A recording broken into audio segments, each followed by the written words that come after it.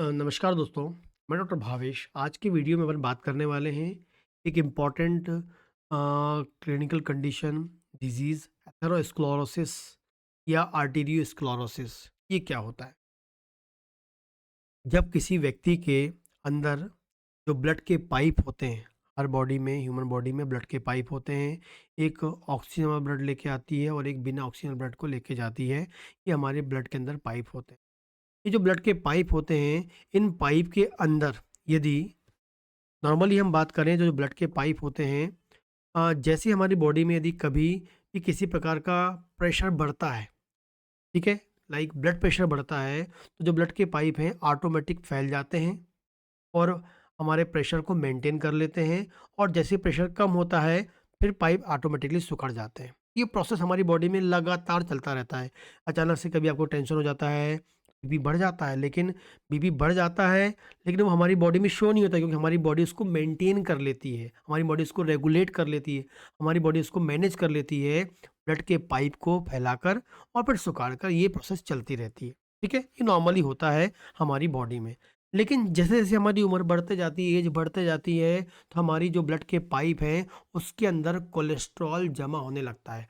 Blood के pipe के अंदर कोलेस्ट्रॉल जमा होने लगता है और जब ये कोलेस्ट्रॉल जमा होता है और एक कंडीशन ऐसी आती है कि मान लेते हैं हमारी बॉडी के अंदर बीपी बढ़ गया।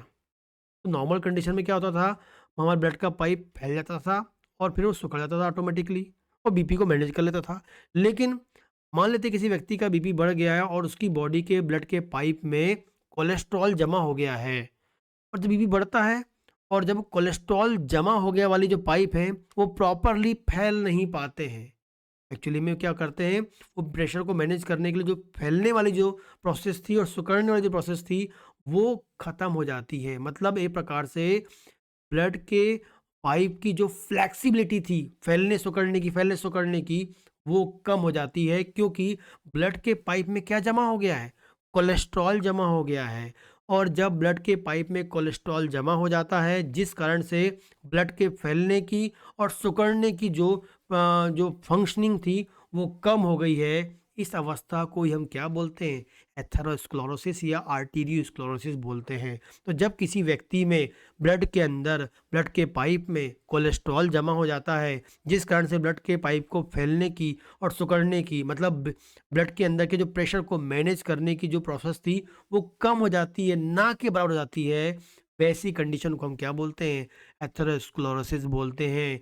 तो हम यहाँ बात करने वाले हैं ऐसे व्यक्ति जिसके अंदर बीपी बढ़ रहा है, खासकर नीचे वाला बीपी बढ़ रहा है। नीचे का मतलब जिसको हम डायस्टोलिक, जैसे 120 80 mmHg होता है, ऊपर वाला 120 होता है, नीचे वाला 80 होता है। नीचे वाला जो प्रेशर है, यदि वो बढ़ के मिलता है, तो कहीं ना कहीं हम कह सकते हैं आपकी बॉडी में, ब्लड वेसल्स में एथेरोस्क्लेरोसिस हो गया है, ब्लड के पाइप में कोलेस्ट्रॉल जमा हो गया है। तो इस कोलेस्ट्रॉल को कम करने में, इस ब्लड वेसल्स की जो पाइप में जो आपकी जो फ्लेक्सिबिलिटी ख़त्म हो गई है, उसको मैनेज करने के लिए कुछ दवाएँ होती हैं, जो हेल्पफुल होती हैं। लंबे समय तक आप लेंगे तब आपको ये फ़ायदा मिलता है।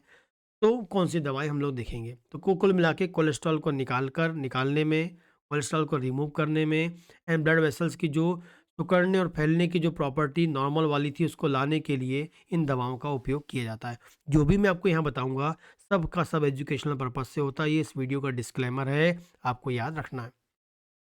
पहली दवा है बेराइटाम्योर, बहुत ही इम्पोर्टेंट दवा है। ओल्ड पेशेंट की बात करेंगे, जिसकी उम्र 50 साल हो गई। आपने देखा होगा 40-50 साल के बाद ही लोग को बीपी आता है। 40-50 साल की एज वालों में आपको मिलता है। तो यदि आपकी ब्लड वेसल्स की पाइप में हार्डनिंग हो गई है, वही जमा हो गया, तो ऑटोमेटिक पहले ब्लड वेसल्स की पाइप पतली, मतलब थिन हुआ करती थी, पतली हुआ करती थी, क्योंकि उसमें कोई कोलेस्ट्रॉल जमा नहीं था।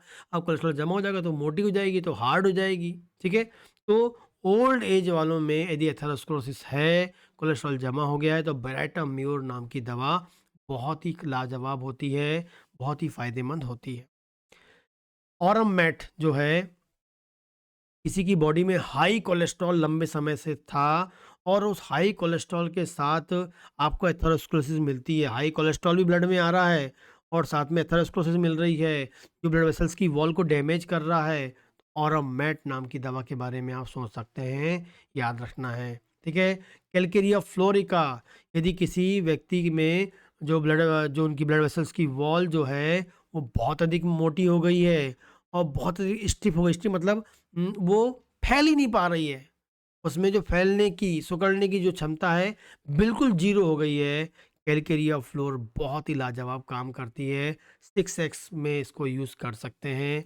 एंड लास्ट हम बात करते हैं कैटेगस। कैटेगस ये बहुत ही फ़ायदेमंद मदर टिंचर के फॉर्म में यूज़ होने वाली दवा है, जो हमारे एथेरोस्क्लेरोसिस को ठीक करेगी, कोलेस्ट्रॉल को निकालने में ठीक करेगी, ब्लड वेसल्स की जो वॉल है, हमारी बॉडी में जितनी ब्लड वेसल्स की जो वॉल है, जिसके अंदर कोलेस्ट्रॉल जमा हो गया है, जो मोटी हो गई हैं, जिनके फैलने सिकुड़ने की फंक्शनिंग कम हो गई, सब में ये काम करती है। और ख़ासकर ये आपके जो हार्ट के अंदर की जो कोरोनरी आर्टरीज़ होती हैं, हार्ट के अंदर की जो कोरोनरी आर्टरीज़ होती हैं, उनमें भी ये काम करती है, उनके अंदर के कोलेस्ट्रॉल को भी रिमूव करने में हेल्पफुल होती हैं।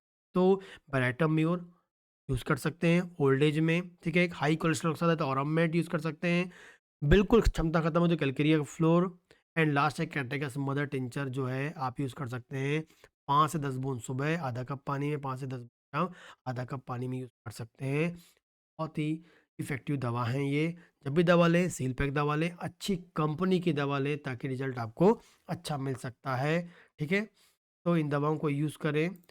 और आप मुझसे कांटेक्ट करना चाहते हैं तो आप मैसेज करके बात कर सकते हैं। 3 से 5 बजे के बीच में ही बात होती है, व्हाट्सएप पे ही बात होती है, इसके अलावा नहीं हो।